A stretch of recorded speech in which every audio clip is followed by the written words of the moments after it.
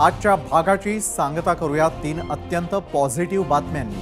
पहिली पॉझिटिव्ह बातमी आहे विठुरायाच्या पंढरीतून, जिथे मध्यरात्री 2:20 आषाढी एकादशी निमित्तानं मुख्यमंत्री एकनाथ शिंदेंच्या हस्ते शासकीय महापूजा पार पडली। लाडक्या विठुरायाच्या दर्शनासाठी वारकऱ्यांनी मध्यरात्रीपासूनच दर्शन रांगा लावलेल्या होत्या। चंद्रभागेच्या तीरावर जवळपास 16 लाख वारकऱ्यांचा महापूर त्या ठिकाणी आलेला होता। त्यानंतर दुसरी सकारात्मक बातमी नवी मुंबईतून। बहुप्रतीक्षित नवी मुंबई विमानतळावर अखेर विमान उड्डाण पाहायला मिळालं। या आंतरराष्ट्रीय विमानतळावर विमान सिग्नल यंत्रणेची चाचणी आज करण्यात आली।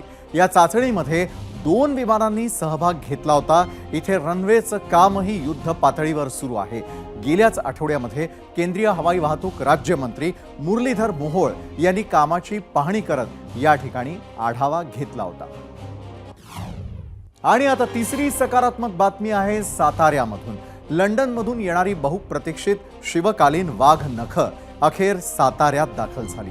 ही वाघ नख साताऱ्यातल्या छत्रपती शिवाजी महाराज संग्रहालयामध्ये ठेवण्यात येणार आहेत। 19 तारखेपासून सर्वांना ही वाघ नख पाहता येतील।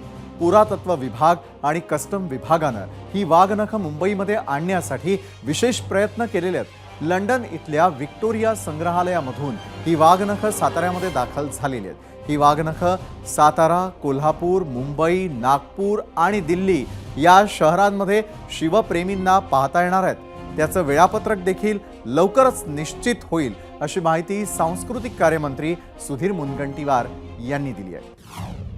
आणि याच अतिशय सकारात्मक बातम्यांसह आता 0 आवरमध्ये आज इथेच थांबूयात। उद्या संध्याकाळी पुन्हा एकदा 7:56 आपली भेट होणारच आहे।